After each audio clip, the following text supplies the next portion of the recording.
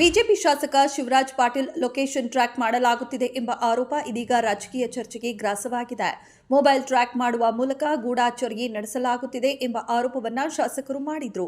ಈ ಕುರಿತಾಗಿ ಗೃಹ ಸಚಿವ ಡಾಕ್ಟರ್ ಜಿ ಪರಮೇಶ್ವರ್ ಅವರು ಶುಕ್ರವಾರ ಪ್ರತಿಕ್ರಿಯೆ ನೀಡಿದ್ದಾರೆ. ಬೆಂಗಳೂರಿನಲ್ಲಿ ಮಾತನಾಡಿದ ಅವರು, ಎಸ್ಪಿ ಹಾಗೂ ಐಜಿಪಿಯವರೊಂದಿಗೆ ಮಾತನಾಡುತ್ತೇನೆ. ಅಂತಹ ಘಟನೆ ಏನಾದರೂ ನಡೆದಿದ್ರೆ ಯಾಕೆ ನಡೆದಿದೆ, ಯಾವ ಕಾರಣಕ್ಕೆ ಆಗಿದೆ, ಯಾರು ಅನುಮತಿ ಕೊಟ್ಟಿದ್ದಾರೆ ಎಂದು ವಿವರಿಸಲಾಗುವುದು ಎಂದಿದ್ದಾರೆ.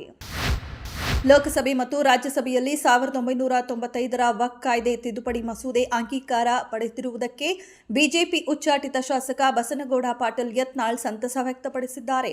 ಈ ಕುರಿತು ತಮ್ಮ ಅಧಿಕೃತ ಎಕ್ಸ್ ಅಕೌಂಟ್ನಲ್ಲಿ ಟ್ವೀಟ್ ಮಾಡಿರುವ ಯತ್ನಾಳ್, ವಕ್ಫ್ ತಿದ್ದುಪಡಿ ಮಸೂದೆಗೆ ಸಂಸತ್ತಿನ ಅಂಗೀಕಾರ ದೊರೆತಿರುವುದು ವಿಜಯಪುರದಲ್ಲಿ ಮೊಟ್ಟಮೊದಲ ಬಾರಿಗೆ ಆರಂಭವಾದ ವಕ್ಫ್ ವಿರೋಧಿ ಹೋರಾಟಕ್ಕೆ ದೊರೆತ ಜಯ ಎಂದು ಹೇಳಿದ್ದಾರೆ.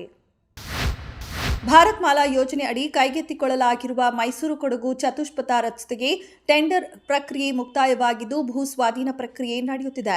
ಕೆಲವೆಡೆ ಅರಣ್ಯ ಇಲಾಖೆಯಿಂದ ನಿರಾಪೇಕ್ಷಣೆ ಸಿಗಬೇಕಿದ್ದು ತಿಂಗಳಾಂತ್ಯದಲ್ಲಿ ಕಾಮಗಾರಿ ಆರಂಭವಾಗುವ ಸಾಧ್ಯತೆ ಇದೆ.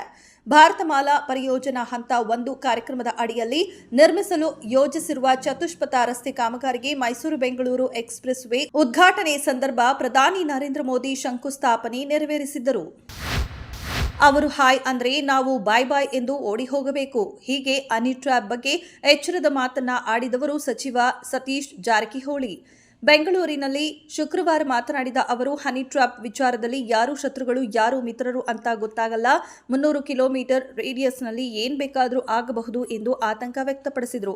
ಈಶ್ವರ್ ಖಂಡ್ರೆ ಹಾಗೂ ನನ್ನ ಹೆಸರಿದೆ, ಕೆಪಿಸಿಸಿ ಅಧ್ಯಕ್ಷ ಸ್ಥಾನಕ್ಕೆ ಹೆಸರಿದೆ ಅಂತ ಪತ್ರಿಕೆಯಲ್ಲಿ ನೋಡಿದ್ದೇನೆ. ಸಿಎಂ ಹೈಕಮಾಂಡ್ ಜೊತೆಗೆ ಏನೇನು ಚರ್ಚೆ ಮಾಡಿದ್ದಾರೆ ಅಂತ ಸಂಜೆ ಗೊತ್ತಾಗಬಹುದು ಎಂದರು.